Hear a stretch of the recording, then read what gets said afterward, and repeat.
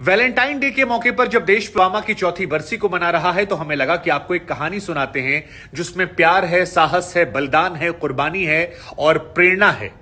मातृभूमि को लेकर अपार प्रेम है। यह कहानी है निकिता कौल की, जो स्वर्गवासी विभूति शंकर ढोंडियाल की पत्नी है।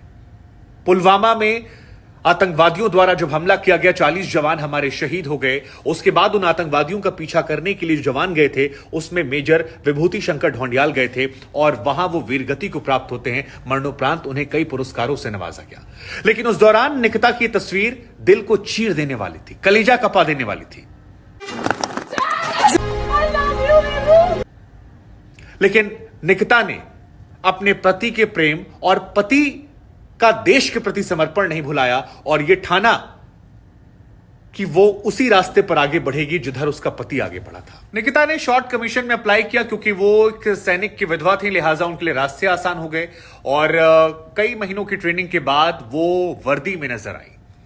उनकी सास कहती है कि मुझे गर्व होता है ये देखकर कि मेरे पति फौज में थे, बेटा फौज में गया जो शहीद हो गया, लेकिन बहू ने जब ये किया तो मैं गौरवान्वित महसूस करती हूं। पूरे देश की बेटियों को, पूरे देश के प्रेमियों को गर्व होना चाहिए निकिता पर। निकिता कौल प्रेरणा है समाज के लिए, प्यार के लिए, दुनिया के लिए, मातृभूमि को लेकर, और ऐसी इंस्पिरेशनल कहानियां रोंगटे खड़े करने वाली। निकिता कहती हैं कि मैंने जिस दिन से यहां पर कदम रखा और इस ट्रेनिंग का हिस्सा बनना शुरू किया, मैंने ये महसूस किया कि मेरे पति भी इसी प्रक्रिया से गुजरे थे और मैं हर एक चीज को करते हुए उन्हें अपने पास पाती हूं। निकिता का एक वीडियो बड़ा वायरल हुआ था जब मेजर की शहादत हुई थी कि आप मुझसे बहुत प्यार करते हैं, लेकिन मैं जानती हूं कि आप मेरे देश से ज्यादा प्यार करते हैं। और इसी वजह से निकिता जब फौज की वर्दी में नजर आई, जब वो टोपी लोगों ने देखी, उनके चेहरे पर मुस्कुराहट देखी, तो लोगों की आंखें गमगीन हो गई उस शहादत को याद करके।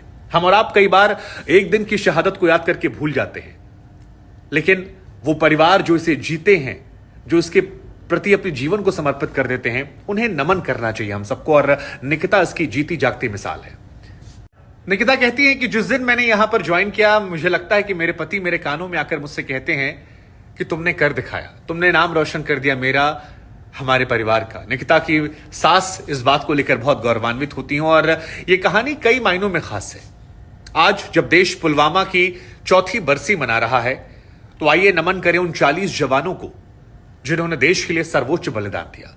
कभी ना माफ करने वाला काम जो हमारे पड़ोसी ने किया था, उसने एक ऐसा दंश दिया था जिसके जख्म कभी भुलाए नहीं जा सकते। और क्योंकि प्यार मोहब्बत के दिन ये हुआ था, वैलेंटाइन डे के दिन हुआ था, हमें लगा कि प्यार की कहानी से जोड़कर एक प्रेरणा की कहानी आपको दिखाते हैं। फरवरी साल 2019 वो काला दिन था जिस दिन हमारे सैनिक जा रहे थे, तभी जैश ए मोहम्मद के एक आतंकवादी आता है, कार में विस्फोट होता है, ब्लास्ट हो जाता है, चिथड़े चिथड़े हो जाते हैं और उस तस्वीर ने लोगों को रुला कर रख दिया था। आज भी वो तस्वीर आंखों को नम कर जाती है।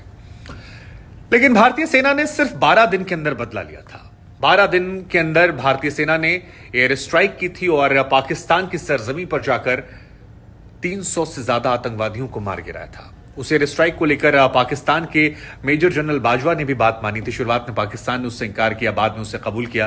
हालांकि पाकिस्तान के एक मंत्री हैं फवाद चौधरी, एक बार उन्होंने संसद में कहा कि हमें गर्व होना चाहिए पुलवामा पर। पुलवामा में जो हमारी कामयाबी है, ये बताने के लिए काफी है कि भारत पाकिस्तान से रिश्तों से क्यों बचता है। पाकिस्तान क्रिकेट खेलने को लेकर कई बार लोग कहते हैं क्रिकेट और सियासत को दूर रखना चाहिए, जायज है, लेकिन पाकिस्तान के मंत्री ने जिस तरह सार्वजनिक तौर पर कहा था वो भुलाया नहीं जाता और ऐसी घटनाएं देशवासियों के अंदर एक आक्रोश पैदा करती हैं।